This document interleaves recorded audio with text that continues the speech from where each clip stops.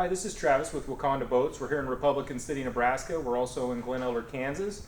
And today I'm excited to show you the brand new, this is the 2023, the 1875 Fisherman. So this Fisherman model was brought in last year in 2021. This is a new model, complete redesign. One of the points I want to make on this video, a lot of guys remember the Fisherman of old. So Lund had this Fisherman model from the early 90s all the way up to the middle 2000s. Now that model was more similar to like a tie style, and so I want to make sure people understand this Fisherman is completely different from the Fisherman that you remember from back in the day. We're excited about this model because I know there's going to be a lot of guys are going to gravitate toward it. This is kind of a no-nonsense, a guy that's just going to fish hard. It's really loaded with a lot of very specific fishing features. It's got a very affordable price point, and we actually just got this one rigged for a customer, so you get a good idea of what like an electronics package will look like in it. And so we're going to go over the exterior here first. So this is an 1875 Fisherman. We generally, guys, are going to do the standard trailer on these, so it's still going to have your Rhino line frame. You're still going to have a spare tire and load guides. It still has your retractable tie downs and LED lights. Something you should notice is just how deep it is. This has got a very high freeboard. They do this on purpose. This will help you with bigger water. And the other thing to note is the width. This is actually 99 inches wide. Very, very wide beam. Again, they want to design this for guys to be able to take it on really whatever size water they want to run. We pair this with 150 horse. That's the max horsepower rating with this size. They do make a 2075 model that you can jump up to a 200 horse. The 1875, you're generally going to do the 150. There's a lot of options this customer put on it. He put a lot of the options that we would normally stock. Like we really like this boarding ladder as an option that we would always add. It's got a really nice carpeted step going up into the cockpit. And then I'm going to jump up here in the cockpit because that's another, we'll kind of just point out all of the features.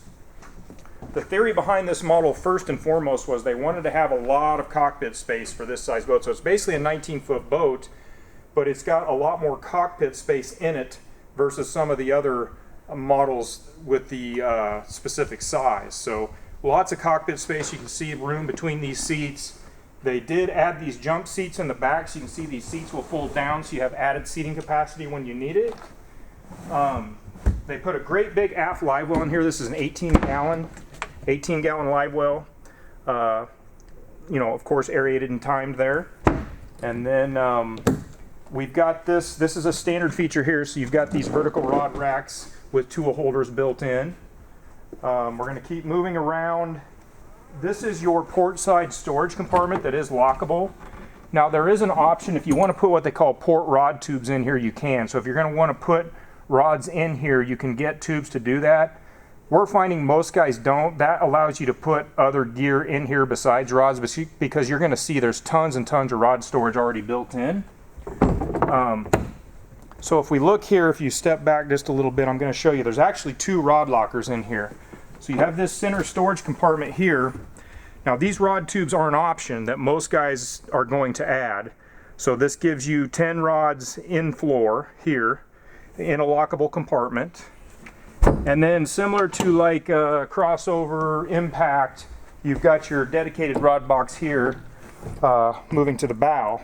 So you also got another 10 rod tubes through this compartment. So I really like this design. This is kind of designed for guys that are just going to fish hard. Notice he did the full vinyl, so you've got vinyl floor throughout, and there's also no carpet on the sides. So this would be really, it lends itself to cleaning. You can just hose this down, no carpet to mess with, things like that.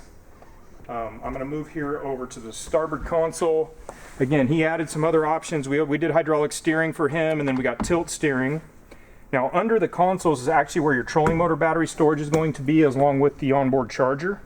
So he's got his charger here, and then we got a battery under each console for his 24-volt trolling motor. Now he also added the stereo. Actually, he did not add the stereo. The stereo is an option, so if you want to get that kicker stereo, it is available if you decide to add it. He did their Hummingbird fish package, so he's got a Helix 7, and then we have an iLink Tarova trolling motor there on the bow. But it's got a console kind of similar to a crossover or the Impact. Full instruments, full gauges, all that stuff's all there. And then you'll also notice big glove box. This thing's nice and deep all the way down inside there. And then I'm going to move up here to the bow again, full vinyl. And then we've got two big bow storage compartments here with big doors, big openings. And they actually put seals in here too to help keep your gear dry. And so, yeah, it's very, very feature rich, and it's also got a really, really good price point to it. So I hope this video helps kind of figure out the layout and kind of the demographic of what this boat entails. If you have any questions, Terry's in Glen Elder, Kansas, and I'm Travis here in Republican City, Nebraska. Thank you very much.